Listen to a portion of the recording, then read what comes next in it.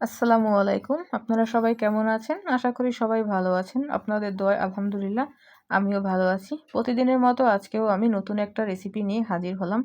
আজকে আমি বানাবো ঘরোয়া পদ্ধতিতে ফ্রেঞ্চ ফ্রাই। ফ্রেঞ্চ ফ্রাইটা ছোট বড় সকলেরই খুবই পছন্দের। আমি ফ্রেঞ্চ ফ্রাইয়ের পুরো A to Z রেসিপিটি আপনাদের সাথে শেয়ার করব। চলুন শুরু করি। ফ্রেঞ্চ ফ্রাইয়ের জন্য আমি বড় সাইজের 2টা আলু নিয়ে নিয়েছি। এখন আমি এই আলু দুটাকে খোসা ছাড়িয়ে নেব।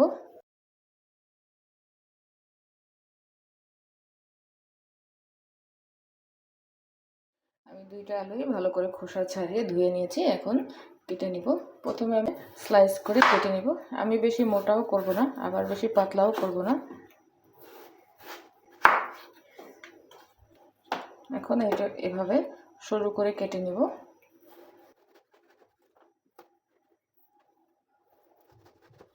দেখুন, আমি বেশি মোটাও করিনি, আবার বেশি চিকনও করিনি। আমি এইভাবে এক এক করে সবগুলো কেটে নিব।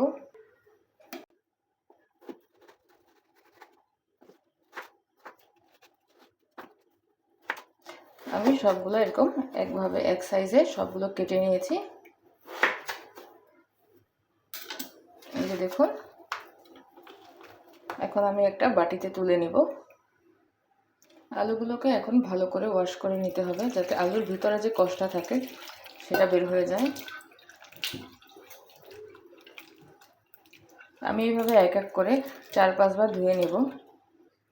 আমি আলুগুলোকে ভালো করে ধুয়ে নিয়েছি। দেখুন, একদম সাদা পানি বের হয়ে আসছে, তাহলে আমার আলুর ভিতরে যে কষ সেটা বের হয়ে গেছে। এখন আমি এইভাবে নর্মাল তাপমাত্রার পানিতে কিছুক্ষণ আলুগুলোকে ভিজিয়ে রাখবো।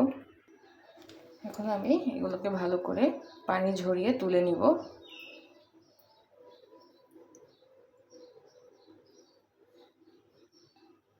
আমি একটা কিচেন টিস্যু দিয়ে দিয়েছি। এখন এক এক করে সবগুলো আলু তুলে নেব। আপনাদের এটা অবশ্যই খেয়াল রাখতে হবে যাতে একটুকু পানি না থাকে।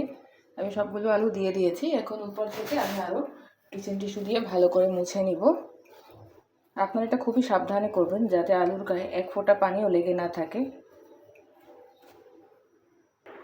এই যে দেখুন, আমি সবগুলো খুব ভালো করে মুছে নিয়েছি, কোনোটার গায়ে একটুকু পানি নেই। এখন আমি এটা সরিয়ে একটা পাত্রে নিয়ে নিব। এখন আমি সবগুলোই পাত্রে ঢেলে দিচ্ছি। এখন এর মধ্যে দিয়ে দিব একটা ডিম নর্মাল তাপমাত্রার, দিয়ে দিব 1 চামচ মরিচের গুঁড়া,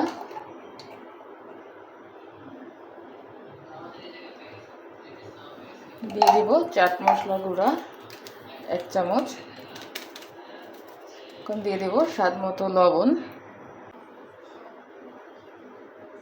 এখন আমি এটা ভালো করে মিশিয়ে নেব।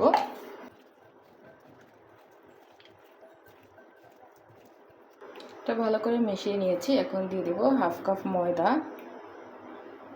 এখন এটা ভালো করে মিশিয়ে নিচ্ছি।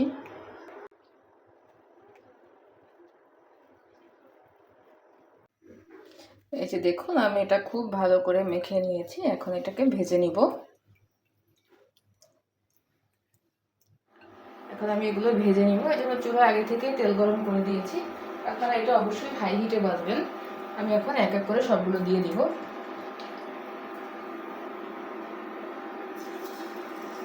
আপনারা বেশি একটার সাথে একটা গায়ে গায়ে দিতে যাবেন না, একটু ফাঁকা ফাঁকা করে অল্প অল্প করে দিয়ে দেবেন। আমি 2বারে ভেজে নিব। এখন এটা শক্ত হয়ে আসছে। এখন আমি আস্তে আস্তে এগুলো উল্টে দিব।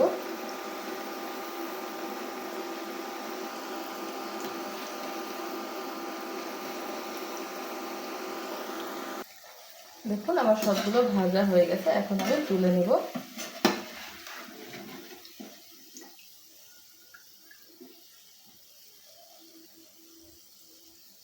এখানে আমি একটা টিস্যু নিয়ে নিয়েছি, সেই টিস্যুর উপর দিয়ে দিয়েছি যাতে তেলটা কমে যায়।